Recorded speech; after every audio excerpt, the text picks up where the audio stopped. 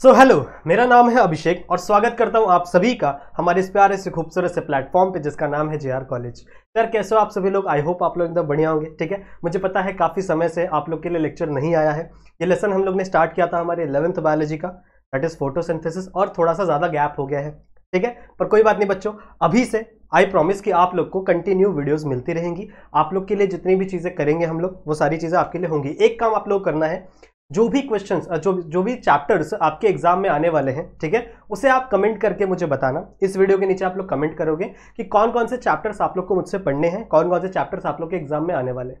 सही है, तो उन सारे चैप्टर्स का नाम आप नीचे लिख लेना, ताकि अगला जो हम लोग चैप्टर स्टार्ट करेंगे, हम लोग सबसे पहले ट्राई करेंगे कि वो चैप्टर्स को हम लोग कवर करें, वो सारे लेसन को हम लोग कवर करें, ताकि आपके एग्जाम्स की प्रिपरेशन अच्छी हो जाए। ठीक है, समझ में आई बात? तो इसी के साथ बच्चों स्टार्ट करते हैं आज का ये लेक्चर। जैसा कि आपको पता है कि हमने कुछ टाइम पहले, थोड़े 2-3 वीक पहले हमारा लेक्चर आया था, उसमें हम लोग ने स्टार्ट किया हुआ था हमारा 12th लेसन हमारे 11th बायोलॉजी का, दैट इज अब हमारा फोटोसिंथेसिस। सही है, और फोटोसिंथेसिस के 3 लेक्चर ऑलरेडी आ चुके हैं हमारे चैनल पे, आप लोग ने देख ही लिए होंगे।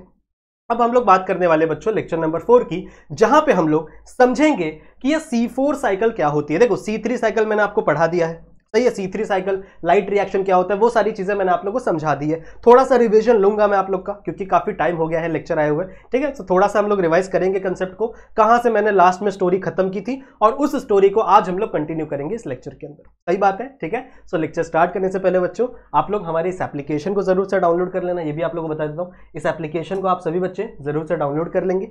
सही है, यहाँ पे आप लोगों को नोट्स, क्वेश्चन पेपर्स, ये सारी चीजें मिलने वाली हैं। साथ ही साथ अगर आपको मुझसे कनेक्ट होना है, मुझसे कोई बातें करनी है, मुझसे कांटेक्ट करना है, तो आप आ सकते हो मेरे इंस्टाग्राम पे। मैंने अपने इंस्टाग्राम की आईडी आप लोग को दे दी है। सही है बच्चों, तो चलो स्टार्ट करते हैं आज का ये लेक्चर। पहले थोड़ा सा हम लोग कंसेप्ट रिवाइज करते हैं, और उसके बाद हम लोग बढ़ेंगे आज के इस लेक्चर की तरफ। देखो, मैंने आपको बताया था बच्चों कि मान लो ये आपका कोई प्लांट है, सपोज बच्चों ये कोई प्लांट है, और इस प्लांट में यहां पे ऐसी लीफ निकली हुई है, यहां पे दिस इज द लीफ, ये एक लीफ है। सही है, अब आप लोगों को पता है कि इस लीफ के अंदर क्या होता है, यहां पे होते हैं मीजोफिल सेल।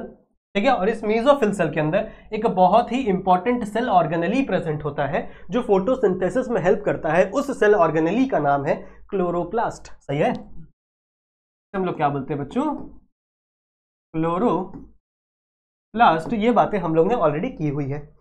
फिर इस क्लोरोप्लास्ट के अंदर बच्चों अगर हम लोग बात करें, तो यहां पर प्रेजेंट होते हैं आपके थैलाकॉइड। सही है, ऐसे ऐसे यहाँ पे थैलाकॉइड प्रेजेंट होते हैं, सिंगल को थैलाकॉइड बोलते हैं। इन सबको हम लोग ग्राना कहते हैं। ये पूरा का पूरा जो एरिया है इसे स्ट्रोमा कहते हैं। सही है, ये बातें हम लोग ने की हुई है ना। फिर मैंने आपको एक चीज बताई थी कि इस थैलाकॉइड के अंदर चलती है बच्चों लाइट रिएक्शन। सही है, और इस लाइट रिएक्शन का प्रोडक्ट होता है NADPH2 और ATP। सही है, जब यहां पे लाइट रिएक्शन चलेगी, यहां पे लिखता हूं मैं लाइट रिएक्शन। ठीक है, लाइट रिएक्शन यहां पे चलेगी, कहां पे चलेगी, आपके थैलाकॉइड के अंदर। तो जब ये लाइट रिएक्शन खत्म होती है ना बच्चों, तो यहां से 2 चीजें हमको मिलती है। इस लाइट रिएक्शन का प्रोडक्ट 2 चीजें होता है। एक सेकेंड, कौन कौन सी चीज है? एक है आपका ATP मॉलिक्यूल, सही है, और एक है आपका NADPH2। ठीक है, या फिर NADPH भी बोलोगे तो भी कोई दिक्कत की बात नहीं। सही है, तो ये 2 मॉलिक्यूल का फॉर्मेशन होता है इन द लाइट रिएक्शन। और फिर मैंने आपको बताया था बच्चों कि लाइट रिएक्शन के बाद चलती है हमारी डार्क रिएक्शन। और डार्क रिएक्शन मैंने आपको कौन सी पढ़ाई थी? मैंने आपको पढ़ाई थी बच्चों C3 साइकिल। उस C3 साइकिल में क्या होता था, याद करो।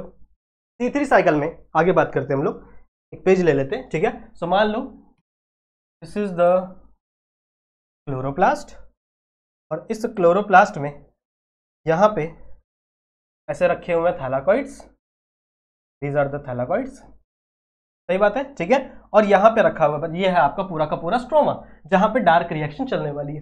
तो मैंने आपको बताया था बच्चों, यहां पे चलती है आपकी C3 साइकिल। अब C3 साइकिल कैसे चलेगी? यहां पे एक कंपाउंड होता था जिसको हम लोग कहते थे RUBP। सही है, यहां पे कंपाउंड है जिसको हम लोग क्या बोलते थे, RUBP। अब इस RUBP पे आकर ऐड होता था कौन, आपका CO2। सही है, और इसको ऐड कौन करवाता था? इसको ऐड करवाता था बच्चों एक एंजाइम जिसको हम लोग कहते थे रुबिस्को। ठीक है, जिसका एक एंजाइम का नाम था, जिसका नाम क्या है, रुबिस्को। रुबिस्को का फंक्शन क्या है? रुबिस्को एक ऐसा एंजाइम है बच्चों जो इस CO2 को ऐड करवाता था आपके RUBP में। ठीक है, जिसके वजह से आपका ये RUBP कन्वर्ट होता था एक मॉलिक्यूल में जिसे हम लोग कहते थे PGA, यानी कि फॉस्फोग्लिसरेट। ठीक है, फॉस्फोग्लिसरेट, या फिर आप इसे फॉस्फोग्लिसरिक एसिड भी कह सकते हो। सही है। अब ये जो फॉस्फोग्लिसरिक एसिड है ये 3 कार्बन का मॉलिक्यूल था और ये फर्स्ट सबसे पहला स्टेबल मॉलिक्यूल है आपके पूरे के पूरे C3 साइकिल का, और ये 3 कार्बन का मॉलिक्यूल है, इसीलिए इस साइकिल को ही हम लोग C3 साइकिल बोलते थे बच्चों। साइकिल का C3 साइकिल नाम ही इसलिए पड़ा क्योंकि इसका जो सबसे पहला स्टेबल मॉलिक्यूल है उसके अंदर 3 कार्बन होते हैं। सही बात है। फिर आप लोग ने पढ़ा था ना कि यहां से आपका ये पूरा साइकिल जब कंप्लीट होती है तो यहां से क्या बन जाता है, यहां पे ग्लूकोज बन जाता है। तो ये अब पूरी साइकिल तो मैं वापस नहीं पढ़ाने वाला। जिसने C3 साइकिल की लेक्चर वीडियो नहीं देखी है हमारे चैनल में प्रेजेंट है, आप लोग जाइए प्लेलिस्ट में सर्च कर लीजिए। प्लेलिस्ट के लास्ट में आप लोग 11th बायोलॉजी की प्लेलिस्ट है, वहां पे आपको मिल जाएगा, या फिर यूट्यूब पे डायरेक्ट सर्च कर लो कि आपका C3 साइकिल आगे JR कॉलेज डाल देना तो आप लोग को मिल जाएगा ये वीडियो। सही है। तो वहां पे हम लोग ने पढ़ा था बच्चों कि ये जो आपका RUBP है सबसे पहले क्या होता है, इसके अंदर कार्बोक्सिलेशन होता है। सही है, इसके अंदर CO2 ऐड हो रहा है, कार्बोक्सिलेशन हो रहा है, फिर यहां से आपका ग्लूकोज बन रहा है, रीजनरेशन हो रहा है, ये सब हम लोग ने पढ़ा था, और यहां से आपका ग्लूकोज का फॉर्मेशन हो जाता है। ये है आपकी C3 साइकिल। फिर मैंने आपको एक चीज बताई थी बच्चों, फोटो रेस्पिरेशन।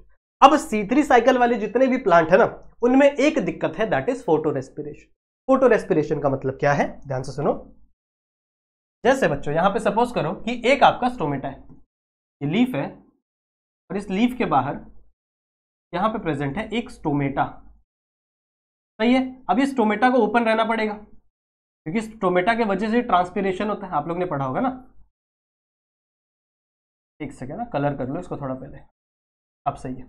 ठीक है। तो आप लोगों ने बच्चों एक चीज जरूर से पढ़ी होगी कि आपके जो स्टोमेटा प्रेजेंट होते हैं हमारे प्लांट में, उस स्टोमेटा के थ्रू ट्रांसपिरेशन देखने के लिए मिलता है। ट्रांसपिरेशन का मतलब क्या होता है कि जो भी आपके वाटर मॉलिक्यूल है, ठीक है, जो भी आपका वाटर मॉलिक्यूल है वो यहां से ऐसे बाहर निकल जाता है बिकॉज ऑफ द सन। ठीक है। और इस वाटर मॉलिक्यूल जब यहां से बाहर निकलता है जिसकी वजह से पूरा का पूरा वाटर मॉलिक्यूल आपके पूरे के पूरे प्लांट में ट्रैवल कर पाता है। ट्रांसपिरेशन पूल थ्योरी आप लोग ने पढ़ी होगी ना। चलो अभी उसको साइड करते हैं। अभी आप लोग देखो, इस स्टोमेटा का सिर्फ ट्रांसपिरेशन का काम है क्या? नहीं, मैंने आपको एक और चीज बताया था कि जब ये रिएक्शन करनी होती है तो ये CO2 कहां से आता है? कुछ CO2 तो रेस्पिरेशन से आता है। मान लो यहाँ पे माइटोकॉन्ड्रिया है, मान लो ये है आपका माइटोकॉन्ड्रिया। ठीक है। सो माइटोकॉन्ड्रिया से भी CO2 रिलीज होता है, तो कुछ CO2 तो वहां से आ गया, पर वो CO2 इनफ नहीं है बच्चों, वो बहुत ही कम CO2 है किसी भी ग्लूकोज के फॉर्मेशन करने के लिए। ठीक है। तो आपका प्लांट क्या करेगा? प्लांट बाहर से एक्स्ट्रा CO2 को इंपोर्ट करेगा। समझ लो, प्लांट क्या करेगा? बाहर से एक्स्ट्रा CO2 को क्या करेगा? इंपोर्ट करेगा आपके प्लांट के अंदर, जिससे आपका फॉर्मेशन हो सके। ठीक है, एक सेकेंड, हाँ समझ में आई बात? ठीक है। अब एक और दिक्कत है, यहाँ पे एक और दिक्कत है, ध्यान से सुनो। जब CO2 यहां से अंदर गया, ग्लूकोज का फॉर्मेशन हुआ, तो यहां पे ग्लूकोज तो बना, लेकिन साथ ही साथ यहां पे बनता है ऑक्सीजन। सही बात है।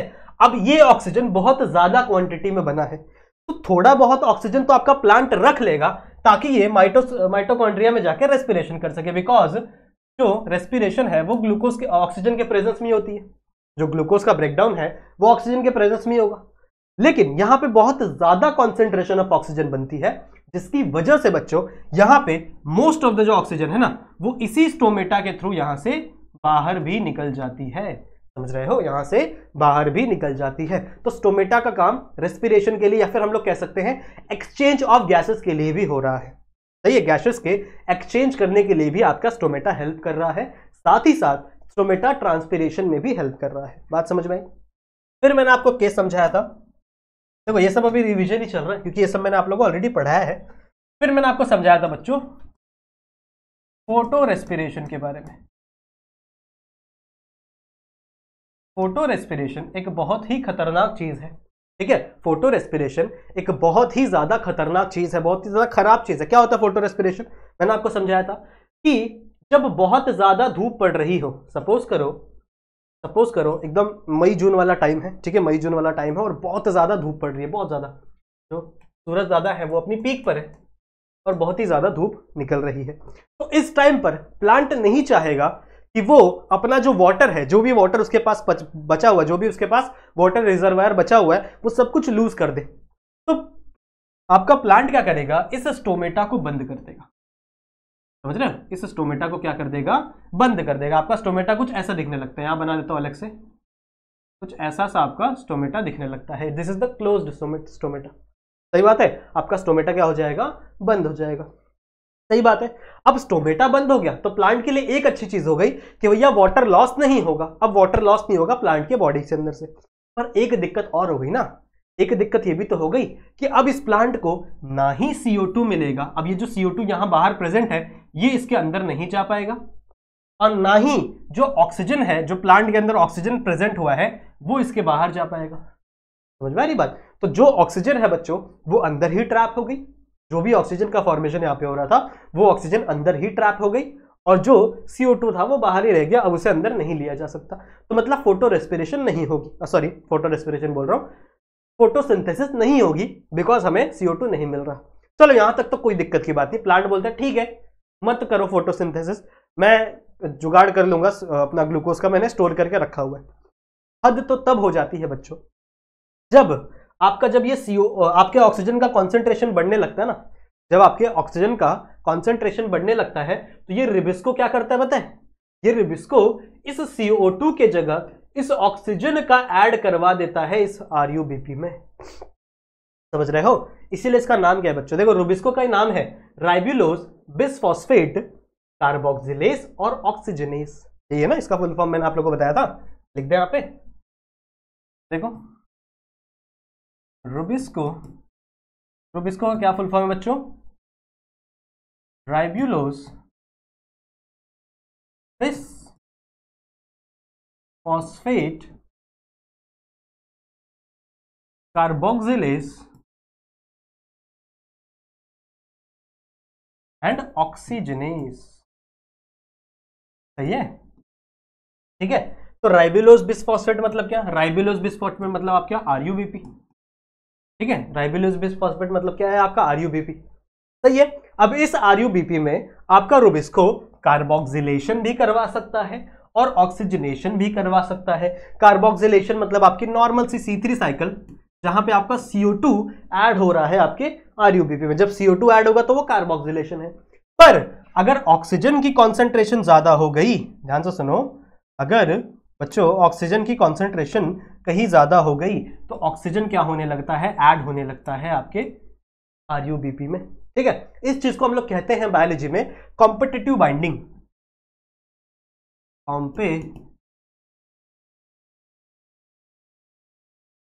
कॉम्पिटिटिव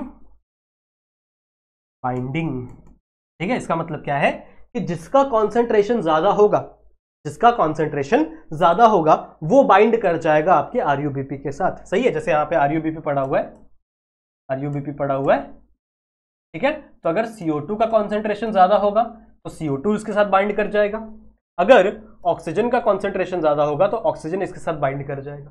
सही बात है, मतलब आपका जो रुबिस्को एंजाइम है वो कॉम्पिटिटिव बाइंडिंग दिखाता है। सही है, जिसका कॉन्सेंट्रेशन ज्यादा होगा वही बाइंड कर जाएगा, और इस केस में हो भी वही रहे। अगर आप आ जाओ भाई, अगर आप इस केस में देखो बच्चों, ये वाला, ठीक है, अगर आप इस केस में देखो तो यहाँ पे वही हो रहा है ना, फोटो रेस्पिरेशन में क्या हो रही है, आपका जो स्टोमेटा है वो बंद हो गया, जिसकी वजह से आप कार्बन डाइऑक्साइड नहीं आ पा रही है और ऑक्सीजन बाहर जा नहीं पा रही है। तो जिसकी वजह से ऑक्सीजन अंदर ट्रैप हो गई है, ऑक्सीजन का कॉन्सेंट्रेशन बढ़ गया है और CO2 का कॉन्सेंट्रेशन कम हो गया क्योंकि CO2 एक्स्ट्रा ऐड हो नहीं रहा। सही है, तो जिसकी वजह से आपका ऑक्सीजन जो है वो बाइंड करने लगता है RUBP के साथ। अब अगर ऑक्सीजन RUBP के साथ बाइंड करेगा तो ये C3 साइकिल कभी भी नहीं बनेगी, कभी भी वहां से ग्लूकोज का फॉर्मेशन नहीं होता। मैंने आपको सिखाया था ना, देखो मैंने आपको सिखाया था ना बच्चों कि जब आपके RUBP में ऑक्सीजन ऐड होगा, ठीक है, जब ऑक्सीजन ऐड होगा with the help of Rubisco, ठीक है, तो यहां पे किसका फॉर्मेशन होता है, यहां पे होता है बच्चों एक आपका PGA बनता है। तो ये एक आपका PGA बनता है और एक आपका बनता है बच्चों फॉस्फोग्लाइकोलेट, फॉस्फोग्लाइकोलेट। सही बात है, ये है आपका 3 कार्बन कंपाउंड और ये है आपका 2 कार्बन कंपाउंड। तो ऐसे ऐसे करके आगे चल के आपकी पूरी की पूरी साइकिल चलती रहती है। सही है, ये जो रिएक्शन हो रही है बच्चों, ये आपकी रिएक्शन हो रही है क्लोरोप्लास्ट में, सही है, ये रिएक्शन कहाँ चल रही है, क्लोरोप्लास्ट में। अब इसके आगे की जो रिएक्शन है वो सिर्फ क्लोरोप्लास्ट में ही नहीं बल्कि अलग अलग ऑर्गेनेली में भी चली जाती है, अलग अलग ऑर्गेनेली में भी चली जाती है। जैसे यहां से ये चला जाएगा पेरोक्सिसोम में, समझ रहे हो, ये पेरियोक्सिसोम में भी चला जाएगा। फिर पेरियोक्सिसोम में ये माइटोकॉन्ड्रिया में भी चला जाएगा, समझ रहे हो, ठीक है। सो पेरोक्सिसोम से ये माइटोकॉन्ड्रिया में भी जंप करेगा। और एक और चीज, जब ये माइटोकॉन्ड्रिया में जाएगा ना, जब ये रिएक्शन पूरी की पूरी ऐसे चलती है, तो जब ये रिएक्शन माइटोकॉन्ड्रिया में जाती है ना, तो माइटोकॉन्ड्रिया से एक आपका CO2 रिलीज हो जाता है, समझ रहे हो। मतलब ये जो प्रोसेस है ये ऑक्सीजन को ले रही है, CO2 का वैसे ही कॉन्सेंट्रेशन कम है, लेकिन ये और CO2 को क्या कर दे रही है बच्चों, रिड्यूस कर दे रही है, और CO2 को यहां से निकाल रही है, सही है। तो अगर आप देखो इस प्रोसेस को ध्यान से, तो इस प्रोसेस में ऑक्सीजन आ रहा है और CO2 निकल रहा है, सही बात है। इस प्रोसेस में ऑक्सीजन आ रहा है और कौन निकल रहा है, CO2 निकल रहा है। तो क्या मैं इसे रेस्पिरेशन कह सकता हूं, क्योंकि रेस्पिरेशन में भी यही होता है ना, CO2 अंदर आता है और ऑक्सीजन अंदर आता है और CO2 बाहर जाता है। तो it is a kind of a respiration, but ये रेस्पिरेशन लाइट की प्रेजेंस में हो रही है, दैट्स वाई इसको फोटो रेस्पिरेशन कहते हैं। और फोटो रेस्पिरेशन बहुत ही ज्यादा खराब चीज है, मैंने आपको समझाया ना, क्योंकि यहां से कोई भी ग्लूकोज नहीं बनता, CO2 और निकल जाती है, और जब ये रीजनरेशन होता है ना, तो यहां पे एक ATP का भी खर्च होता है, समझ रहे हो, यहां पे एक ATP का खर्च भी हो जाता है। तो दैट्स वाई ये जो प्रोसेस है बच्चों, ये बहुत ही खराब प्रोसेस है, ये प्रोसेस बहुत ही ज्यादा खराब प्रोसेस है। तो इसको टैकल करने के लिए क्या किया जाए, इसको टैकल करने के लिए बच्चों कुछ प्लांट थोड़े इवॉल्व हुए और खुद को C4 प्लांट कहलाने लगे, ठीक है। खुद का उनका फॉर्मेशन कैसा हो गया, वो C4 प्लांट कहलाने लगे। समझ में आ रही है बात, समझ में आ रही है बात, ठीक है। तो चलो अब बात करते हैं C4 प्लांट्स की। आ जाओ,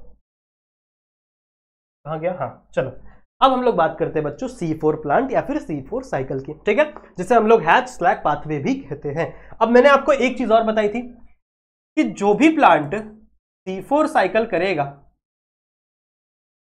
जो भी प्लांट C4 साइकिल करेगा, मैं उस प्लांट को C4 प्लांट कह सकता हूं, सही बात है। ये मैंने आपको लेक्चर नंबर 1 या 2 में बताया था आई गेस। और जो भी प्लांट C3 साइकिल करेगा, उस प्लांट को मैं C3 प्लांट कह सकता हूं, सही बात है, सिंपल सी बात है ना। जिस भी प्लांट के अंदर सिर्फ C3 साइकिल ही चलेगी उसे मैं C3 प्लांट कहूंगा, और जिस प्लांट के अंदर C4 साइकिल चलेगी उसे मैं क्या कहूंगा, it is a C4 plant, सही बात है। नाउ C4 प्लांट जो है, C4 साइकिल जो है बच्चों, ये एक मॉडिफिकेशन है C3 पाथवे का। C3 में एक बहुत ही बड़ा ड्रॉबैक था, दैट इज फोटो रेस्पिरेशन का ड्रॉबैक था। तो उस ड्रॉबैक को कम करने के लिए कुछ प्लांट्स इवॉल्व हुए और वो C4 पाथवे फॉलो करने लगे, सही बात है। अब इसको C4 क्यों कहते हैं वो भी हम लोग डिस्कस करेंगे लेक्चर के टाइम पे। नाउ बात करते हैं बच्चों, आ जाओ अभी बात करते हैं, चलो। नाउ इमेजिन करो ये है एक लीफ, इमेजिन करो बच्चों ये है आपका एक लीफ। ये लीफ इतना सुंदर तो नहीं बना है, तो कोई बात नहीं, अब देखो अब थोड़ा ठीक है ना, चलो कोई बात नहीं। अब मान लो इस लीफ को बच्चों मैं यहां से कट कर रहा हूं, ठीक है। इस लीफ को मैं, मान लो ये मेरा लीफ है, इस लीफ को मैं यहां से कट कर रहा हूं और ऐसे देख रहा हूं कि इसके ब्रॉड लाइन में क्या क्या प्रेजेंट है, ठीक है। यहां पे आ जाओ बनाते हैं, यहां पे छोटा सा बना दूं। मान लो ये है आपका लीफ और इसको मैं ऐसे कट कर रहा हूं, ठीक है। और ऐसे कट करके मैं देख रहा हूं कि आपको कौन कौन सी चीजें यहां पे दिखेंगी। तो कैसा दिखेगा आपको ये लीफ, कुछ इस तरह का दिखेगा, इमेजिन कर पा रहे हो, ठीक है। ये लीफ आपको कुछ इस तरीके का दिखेगा। जब मैंने यहां से कट किया, यहां से कट किया एक लीफ को, यहां से कट किया और ऐसे देख रहा हूं, तो ये कुछ इस तरीके का दिखेगा। अब आपको इसके अंदर कौन कौन सी चीजें देखने के लिए मिलेंगी, C4 प्लांट की, ये बात हो रही है C4 प्लांट की, ठीक है। ये बात हो रही है किसकी, C4 प्लांट की। क्या होता है C4 प्लांट में, देखो यहां पे वैस्कुलर बंडल प्रेजेंट होते हैं, ऐसे मान लो this is our vascular bundle. Vascular bundle तुम लोगों को पता है ना, xylem, phloem, these are the vascular bundle. तो यहां पे मान लो फ्लोएम प्रेजेंट है या फिर मान लो जाइलम प्रेजेंट है, ये है आपका जाइलम, ठीक है। अंदर ही लिख देता हूं, या फिर आप इसको वैस्कुलर बंडल भी लिख सकते हो। अब इस वैस्कुलर बंडल के अराउंड अराउंड एक बहुत ही इंपॉर्टेंट सेल की मेम्ब्रेन होती है, बहुत ही चिपकी हुई। यहां पे इसके आजू बाजू में बच्चों एक बहुत ही इंपॉर्टेंट सेल्स की मेम्ब्रेन होती है, यहां पर ऐसे, समझ रहे हो? और ये एकदम चिपकी हुई है आपके इस वैस्कुलर बंडल से, समझ रहे हो? कुछ ऐसे फ्लावर की तरह ऐसी एक मेम्ब्रेन होती है कुछ स्पेशल सेल की, ठीक है? कुछ ऐसे स्पेशल सेल की यहाँ पे मेम्ब्रेन होती है। मैंने देखो आपको बताया था कि जो C3 प्लांट होते हैं, C3 प्लांट के पास सिर्फ और सिर्फ मीजोफिल सेल होता है, सही है? C3 प्लांट्स के पास सिर्फ और सिर्फ मीजोफिल सेल होता है। अभी देखो यहीं पे दिखाया था ना डायग्राम में, आ गया? हाँ, ये वाला नहीं, ये वाला नहीं, इस वाले डायग्राम में देखो, मैंने आपको बताया था ना कि ये सबसे पहला आपका ये है लीफ है, और लीफ के अंदर ये सेल है। ये सेल कौन सा है बच्चों आपका? ये सेल है आपका मीजोफिल सेल, सही बात है? तो जितने भी C3 प्लांट है उनके पास सिर्फ एक प्रकार का सेल है, एक टाइप का सेल है, दैट इज मीजोफिल सेल। पर अगर मैं C4 सेल की बात करूं बच्चों, तो इनके पास एक स्पेशल टाइप का सेल है जो आपके जाइलम के ऊपर या फिर फ्लोएम के ऊपर क्या हुआ है, चिपका हुआ रहता है, एकदम टाइटली अटैच रहता है। इस सेल को हम लोग कहते हैं बंडल शीथ सेल। चलो लिख दूं यहां पे इसे, एक सेकेंड। इस सेल को हम लोग कहते हैं बच्चों बंडल शीथ सेल, ठीक है? इस सेल को नॉर्मली हम लोग क्या बोलते हैं? It is a bundle sheath cell. समझ में आ रही है बातें? समझ में आ रही है बातें? आई होप आप लोगों को इतनी चीज समझ में आ रही होगी। और इस पूरी एनाटॉमी को, ये जो पूरा का पूरा स्ट्रक्चर है ना, इसे हम लोग क्रैन्स एनाटॉमी कहते हैं, क्रैन्स एनाटॉमी कहते हैं, ठीक है? अब ये क्रैन्स एनाटॉमी का मतलब क्या है? आप लोगों ने मूवीज में देखा होगा कि जब किसी कोई बड़ा आदमी, जैसे कोई पॉलिटिशियन है, किसी की भी डेथ होती है बच्चों, तो उसकी जो उसकी अर्थी होती है, या फिर कह सकते हैं उसकी जो डेड बॉडी है, उसके ऊपर हम एक बड़ा सा गुलदस्ता रखते हैं, ठीक है? ऐसा एक ऐसा बड़ा सा, क्या बनाता हूँ, एक ऐसा बड़ा सा गुलदस्ता रहता है, ऐसे गोला सा रहता है वो, ठीक है? ऐसा गोला सा बड़ा सा गुलदस्ता, उसके ऊपर हम लोग जाके रख देते हैं। उसको इंग्लिश में क्रैन्स कहते हैं हम लोग। क्या बोलते हैं? क्रैन्स कहते हैं, सही है? तो यहां पे भी अगर आप देखो तो बहुत सारे ऐसे फूल जैसा स्ट्रक्चर दिख रहा है। तो ये पूरी एनाटॉमी को इसीलिए हम लोग क्या बोलते हैं? क्रैन्स बोलते हैं। अब साइंटिस्टों ने इसी बेस के ऊपर नाम रखा है, क्या कर सकते हैं? अपने को सिर्फ याद रखना है, सही बात है? ठीक है, तो समझ में आ जाएगा, याद कर लोगे। इस पूरी एनाटॉमी को हम लोग क्या बोलते हैं? क्रैन्स एनाटॉमी। और इन सेल्स को, ये जो सेल्स प्रेजेंट है आपके जाइलम के आजू बाजू या फिर आपके बंडल वैस्कुलर बंडल के आजू बाजू सेल्स प्रेजेंट है, इन सेल्स को हम लोग क्या बोलते हैं बच्चों? These are the bundle sheath cell. सही है, समझ में आ गया? और इस बंडल शीथ सेल के बाजू बाजू में प्रेजेंट होंगे आपके नॉर्मल वाले मीजोफिल सेल। एक सेकेंड भाई, रेड कलर क्यों आ जाता है यहां पे साइड में? These are your normal mesophyll cell. समझ में आई बात? समझ में आई बात? ठीक है, आई होप आप लोगों को इतनी चीजें समझ में आ गई होंगी। सिंपल है। C4 प्लांट्स की हम लोग बात कर रहे हैं, तो C4 प्लांट्स के अंदर थोड़ी सी मॉडिफिकेशन आई हुई है, ताकि अब इस मॉडिफिकेशन का पर्पस क्या है बच्चों? इस मॉडिफिकेशन का सिंपल सा पर्पस है कि आपका जो रुबिस्को है और जो RUBP है, आपको रखना है इस बंडल शीथ सेल में। यहां पे रहेगा RUBP, यहां पे रहेगा आपका RUBP, और इस बंडल शीथ सेल को एक बहुत ही मोटी कवरिंग से, ध्यान से सुनेंगे, इस बंडल शीथ सेल को बच्चों एक बहुत ही ऐसे मोटी कवरिंग से प्रोटेक्ट कर देंगे हम लोग। समझ रहे हो? अब ये मोटी सी कवरिंग क्यों डाले हम लोग? ताकि इसके आर पार कोई गैस ना हो सके, कोई भी गैस इसके अंदर ना आ सके। समझ रहे हो? तो इसीलिए इसके ऊपर एक बहुत ही थिक सी कवरिंग हम लोग लगा देंगे। सारे सेल्स के ऊपर लगा हुआ है। अब मैं सारे सेल्स का नहीं बना रहा हूं, कुछ सेल्स का बना है, इमेजिन कर लो।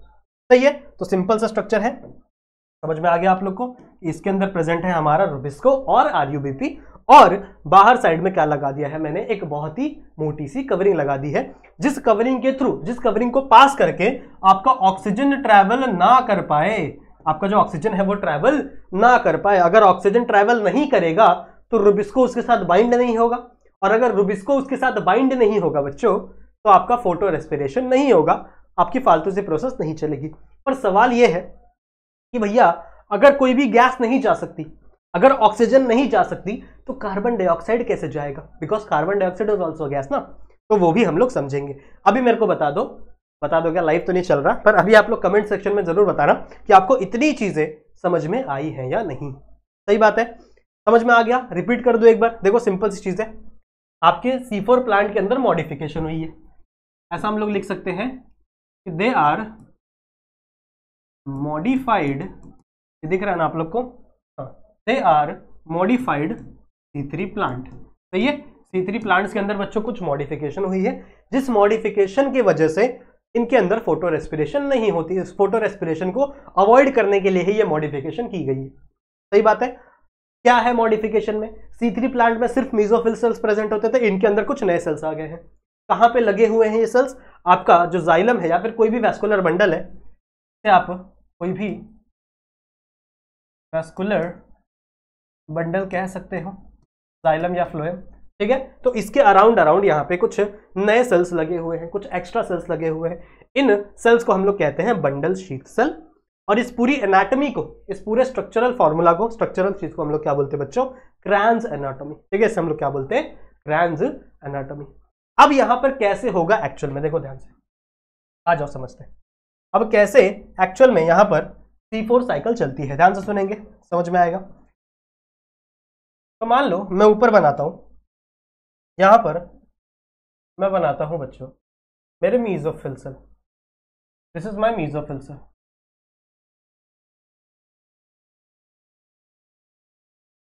मीजोफिल सेल, ठीक है। और इस मीजोफिल सेल के नीचे मैं यहां पे बनाता हूं बंडल शीथ सेल। सॉरी, ठीक है। तो इसके नीचे प्रेजेंट है आपके बंडल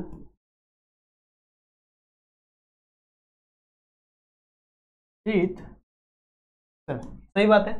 अब बंडल शीथ सेल पे बहुत ज्यादा प्रोटेक्शन है भैया, अंदर से भी लाइनिंग है, यहाँ पे अंदर से भी लाइनिंग प्रेजेंट है और बाहर से भी लाइनिंग प्रेजेंट है। ये लाइनिंग क्यों है? ताकि कोई भी गैस, मेरे बात पे जरा ध्यान दो, कोई भी गैस इसको पार ना कर पाए। सही है। और इस बंडल शीथ सेल के अंदर क्या प्रेजेंट है? इसके अंदर हमारा प्यारा दुलारा RUBP, ठीक है, दिस इज योर RUBP। सही है। और यहां पे क्या प्रेजेंट होगा? इसको ज्वाइन करवाने के लिए यहां पे इसका साथी रूबिस्को। सही है। अब इस रूबिस्को को चाहिए क्या? अब इस रूबिस्को को चाहिए बच्चों CO2, अभी तो ये आगे चल के ग्लूकोज का फॉर्मेशन करेगा। देखो C4 प्लांट में भी C3 साइकिल चलती है, ग्लूकोज बनाने के लिए एक ही साइकिल है C3 साइकिल, लेकिन हम यहां पे ये एक्स्ट्रा मॉडिफिकेशन इसीलिए कर रहे हैं ताकि फोटो रेस्पिरेशन ना हो पाए। ये आप लोग ये थोड़ा ख्याल निकाल देना मन से, अगर आपको ऐसा लग रहा होगा कि C4 साइकिल पूरी अलग साइकिल है, ऐसा नहीं है। C4 साइकिल C4 प्लांट्स के अंदर भी, C4 प्लांट्स के अंदर भी C3 साइकिल ही चलेगी, समझ रहे हो? C3 साइकिल ही चलेगी ग्लूकोज का फॉर्मेशन करने के लिए। बस इस C4 प्लांट में एक्स्ट्रा मॉडिफिकेशन की गई है बच्चों फोटो रेस्पिरेशन रोकने के लिए। सही है। अब होगा क्या, देखो इसके अंदर बहुत ही मोटी कवरिंग है, तो यहां से कोई भी गैस ट्रैवल नहीं कर पाएगी, तो ऑक्सीजन तो भैया भूल के भी ट्रैवल नहीं कर पाएगी। तो अभी हमें ट्रैवल करवाना है, अभी हमें डालना है इसके अंदर एक बहुत ही important gas, that is our carbon dioxide. अब कार्बन डाइऑक्साइड बच्चों कहां से आएगा? सपोज ये है आपका स्टोमेटा, ठीक है। तो इस स्टोमेटा से बाहर से, ठीक है, बाहर से इसके अंदर क्या चला जाएगा? CO2। सही बात है, इसके अंदर क्या चला जाएगा? आपका CO2 चला गया। CO2 यहां पे आ गया, कुछ वाटर भी होता है इनके पास, तो यहां पे आ गया बच्चों कुछ वाटर, ठीक है। इसके पास CO2 आ गया। कहां से CO2 आया? दो जगह से आ सकता है बच्चों, ये मैंने सिर्फ एक ही तरीका बताया है, दो जगह से आ सकता है। एक आपका रेस्पिरेशन से भी आ सकता है, मान लो आपके माइटोकॉन्ड्रिया के अंदर रेस्पिरेशन चल रहा है, तो वहां से भी आपका CO2 आ सकता है, दो जगह से आपका CO2 इंसर्ट कर सकता है। अब ये CO2 पहुंचा, इस CO2 के साथ साथ बच्चों यहां पे क्या प्रेजेंट था? H2O। तो जब H2O और CO2 रिएक्ट करते हैं तो एक एसिड बनता है जिसको हम लोग क्या बोलते हैं? H2CO3, carbonic acid. H2CO3 बोलते कार्बोनिक एसिड। अब यहां से मान लो एक H मैंने निकाल दिया, एक H मैंने क्या किया, निकाल दिया, तो क्या बन जाएगा यहाँ पे HCO3 माइनस H3CO3 माइनस बन जाएगा ना, यहाँ पे एक स्ट्रक्चर बन जाएगा। सही है, तो थोड़ा मुझे छोटा लिखना चाहिए था, तो बच्चों मुझे थोड़ा छोटा लिखना चाहिए था। एक सेकेंड ना, थोड़ा मिटा देता हूँ कि मुझे और भी कई सारी चीजें यहाँ पे लिखनी है। यहाँ पे कर देता हूँ, ये आपका आया और यहाँ पे बना H2CO3 और H2CO3 क्या बन जाएगा यहाँ पे HCO3 माइनस। ये क्या है आपका कार्बोक्सिलेट आयन, ठीक है, ये है आपका कार्बोक्सिलेट आयन। अब इसको एक्सेप्ट करने के लिए, ध्यान से सुनो, इसको एक्सेप्ट करने के लिए यहाँ पे इसका प्राइमरी एक्सेप्टर प्रेजेंट है, ठीक है। इसको एक्सेप्ट करने के लिए बच्चों इसका प्राइमरी एक्सेप्टर यहां पर लगा हुआ है, ध्यान से सुनेंगे, इसे हम लोग कहते हैं PEP, ठीक है। इस प्राइमरी एक्सेप्टर को हम लोग कहते हैं PEP। क्या फुल फॉर्म है इसका, फॉस्फोइनोल पाइरुवेट, ठीक है।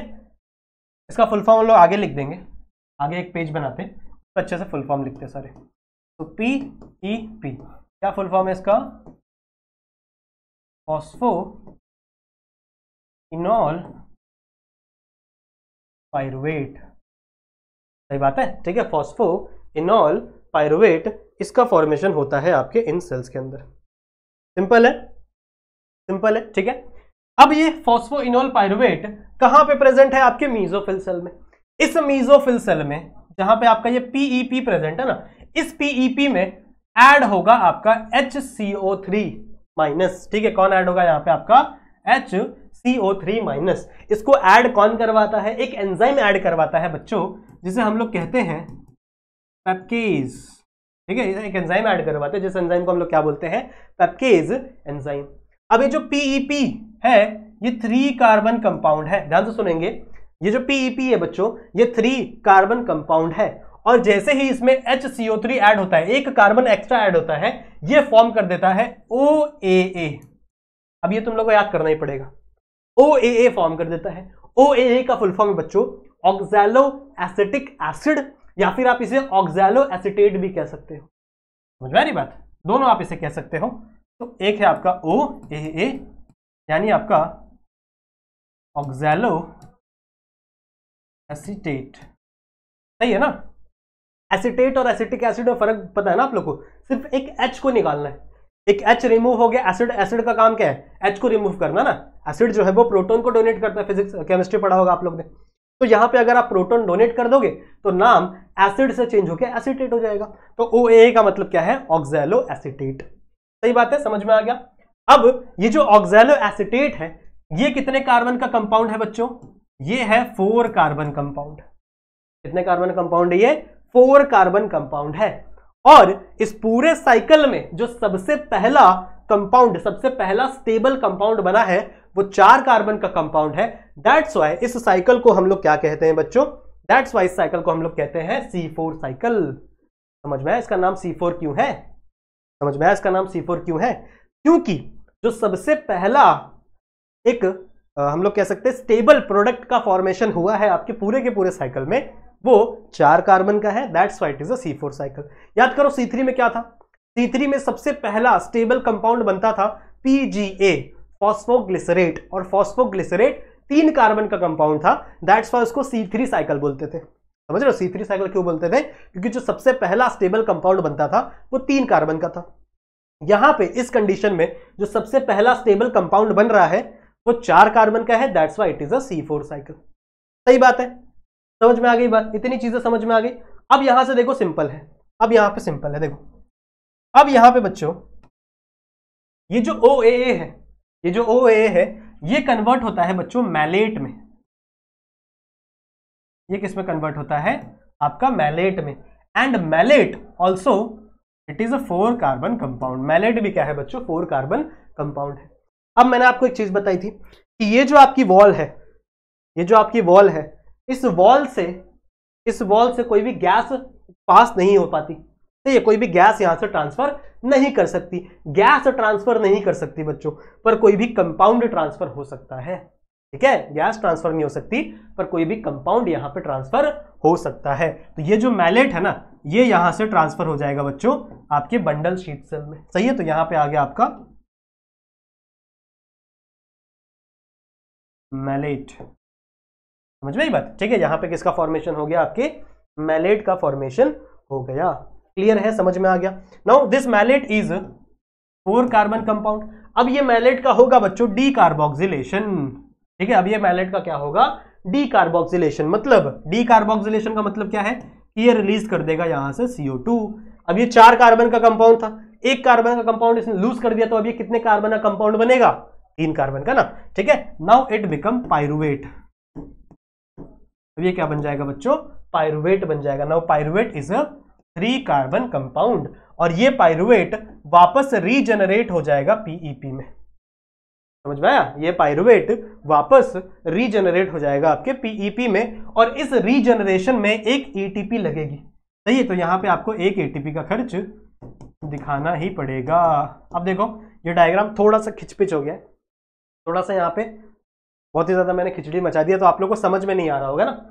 पर मैं आपको दूसरे स्लाइड पे थोड़ा सा अच्छे से बड़ा करके बना के दिखाता हूँ, तो आपको थोड़ा ज्यादा बेटर तरीके से समझ में आएगा। ठीक है, अगर आपको समझ में आ गया हो तो बहुत अच्छी बात है, पर अगर आपको नहीं समझ में आया तो एक बार और सुन लो अच्छे से। सुनो, देखो मेसोफिल सेल, अब थोड़ा फास्ट ही पढ़ाऊंगा क्योंकि मैंने एक बार ऑलरेडी समझा दिया है। This is the mesophyll cell. ठीक है, और इसी मेसोफिल सेल के नीचे यहां पे क्या रखा है बच्चों? Bundle sheet cell. This is the bundle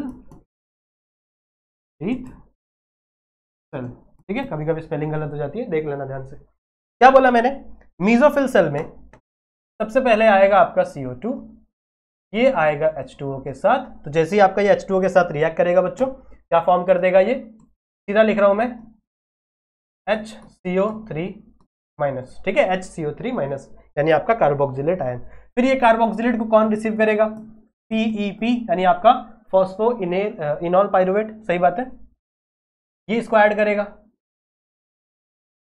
ये इसको ऐड करेगा। ठीक है, तो यहाँ पे किस एंजाइम के थ्रू ऐड होगा? पैपकेज। पैपकेज नाम का एक एंजाइम होता है, वो क्या करता है? इसको जैसे ही ऐड करेगा। Now this PEP is 3 carbon compound. This can be converted into OAA. Now OAA now become a 4 carbon compound, and OAA is the first stable compound of this whole cycle. That's why we can call this cycle as a C4 cycle. समझ में आई बात? मैंने क्या बोला अंग्रेजी में कि OAA आपका सबसे पहला स्टेबल प्रोडक्ट है इस पूरे के पूरे साइकिल का। That's why इसको हम लोग सब क्या कह सकते हैं? ये C4 साइकिल। सही है, अब ये आपका OAA कन्वर्ट होगा किसके अंदर? अभी आपको मैंने बताया ये कन्वर्ट होगा बच्चों मैलेट में। Now malate is also 4 carbon compound. This malate can transfer this bundle sheet cell, और ये मैलेट आ गया यहां पे। एक सेकंड, क्या लिख दिया मैंने? सही है, फिर इस बंडल शीट सेल में क्या प्रेजेंट है? RUBP। RUBP प्रेजेंट है और रुबिस्को है। सही बात है। अब ये मैलेट क्या करेगा? डी कार्बोक्सिलेशन करेगा, यहां से ये कन्वर्ट हो जाएगा आपका पाइरुवेट में। सिंपल है, देखो सिंपल है। ये मैलेट है आपका 4 कार्बन कंपाउंड, ये कन्वर्ट हो जाएगा 3 कार्बन कंपाउंड में, मतलब एक कार्बन इसने छोड़ दिया। ये कार्बन CO2 के फॉर्म में कहां चला जाएगा? आपके रुबिस्को से, और यहां पे आपकी चलेगी C3 साइकिल। समझ रहे हो? यहां पे आपकी क्या चलेगी? C3 साइकिल चलेगी। अब यहां पे क्या होगा? ये जो पाइरुवेट है ये वापस रीजनरेट हो जाएगा बच्चों PEP में, और इस रीजनरेशन के समय आपको एक ATP देना पड़ेगा। समझ रहे हो? आपको एक ATP देना पड़ेगा, तो एक ATP का खर्च आएगा जब ये वापस रीजनरेट होता है। दिस इज द रीजनरेशन, या आपका डीकार्बोक्सिलेशन। समझ में आ गया? समझ में आ गया? समझ में आ गया? एकदम क्लियर है? कुछ डिफिकल्टी है? नहीं, मैंने आपको क्या समझाया? यहां पे आपका फोटो रेस्पिरेशन ना हो, फोटो रेस्पिरेशन ना हो, इसका मतलब क्या है कि आपका जो RUBP है, रुबिस्को है, ठीक है, वो ऑक्सीजन के कांटेक्ट में ना आए, इसीलिए हम लोग ने ये पूरा का पूरा तिगड़म किया है और यहाँ पे इसका प्राइमरी एक्सेप्टर किससे बना दिया हम लोग ने, पीईपी को। सही है, PEP now become the primary acceptor. अच्छा एक और बात आपको बता दूं, ये जो पीईपी है बच्चों ये है सख्त लौंडा, पता है ना आप लोगों को जाकिर खान सख्त लौंडा, ठीक है। सख्त लौंडा का मतलब क्या है कि ये सिर्फ कार्बन डाइऑक्साइड को ही एक्सेप्ट करता है, ये किसी ऑक्सीजन को एक्सेप्ट नहीं करता, ऑक्सीजन को ये कभी भी एक्सेप्ट ही नहीं करेगा। तो मतलब ये साइकिल कभी भी चलेगी ही नहीं अगर ऑक्सीजन रहेगा तो, मतलब ये ऑक्सीजन कभी भी रुबिस्को तक पहुंचेगा ही नहीं और यहाँ पे फोटो रेस्पिरेशन जैसा कुछ होगा ही नहीं। समझ में आई बात। तो ये है बच्चों आपका शॉर्ट में C4 साइकिल, शॉर्ट के आप लोगों को पूरा पढ़ाई दिया। सही है, तो यहाँ पे CO2 आया, ये कन्वर्ट हो जाएगा, वही आपका नॉर्मल चलेगा, PGA बनेगा। तो ये कार्बोक्सिलेशन, डीकार्बोक्सिलेशन, रीजनरेशन ऐसा पूरा चलेगा और यहाँ पे आपका ग्लूकोज बन जाएगा। सही है, यहाँ पे चलती है आपकी C3 साइकिल और आपका ग्लूकोज का फॉर्मेशन हो जाएगा। समझ में आया, क्लियर है। तो आई होप बच्चों आप लोग को C4 साइकिल समझ में आ गई होगी। इस लेक्चर में हम लोग इतना ही करेंगे, ऑलरेडी लेक्चर थोड़ी सी बड़ी हो गई है तो इस लेक्चर में हम लोग इतना ही रखेंगे। नेक्स्ट लेक्चर में हम लोग कैम साइकिल, जो कैम है वो क्या होता है, और हमारा जो अपना फैक्टर अफेक्टिंग है ना उसे कंप्लीट करेंगे, उसके साथ साथ ये लेसन खत्म हो जाएगा। सही है, जैसा मैंने तुम लोगों को लेक्चर के स्टार्ट में बताया था, अगला जो लेसन तुम्हें पढ़ना है जो आपके एग्जाम में आने वाला है उसे जरूर से कमेंट करके बता देना, कमेंट सेक्शन में लिख देना कि सर मुझे ये लेसन पढ़ाओ, ये हमारे एग्जाम में आने वाला है। तो उस लेसन को हम लोग अगले लेक्चर से ही स्टार्ट कर देंगे, ठीक है। इसी लेक्चर में मुझे बता दो। सही है, तो वीडियो खत्म करते हैं बच्चों, मेरी तबीयत थोड़ी सी खराब है, कोई बात नहीं, वीडियो खत्म करते हैं यहीं पे। आई होप आप लोगों को लेक्चर पसंद आया होगा। लेक्चर पसंद आया है तो वीडियो को लाइक सारे बच्चे करेंगे, कोई भी बिना लाइक किए नहीं जाएगा। वीडियो लाइक करेंगे, चैनल पर नए आए हो तो सब्सक्राइब करोगे, अपने दोस्तों के साथ शेयर करोगे और कमेंट करके मुझे बता जरूर से देना कौन सा लेसन तुम लोगों को पढ़ना है अपने एग्जाम के लिए, ठीक है। तो मैं मिलता हूं आप लोगों से एक और न्यू लेक्चर वीडियो में, तब तक के लिए पढ़ाई करते रहो, कीप स्टडिंग।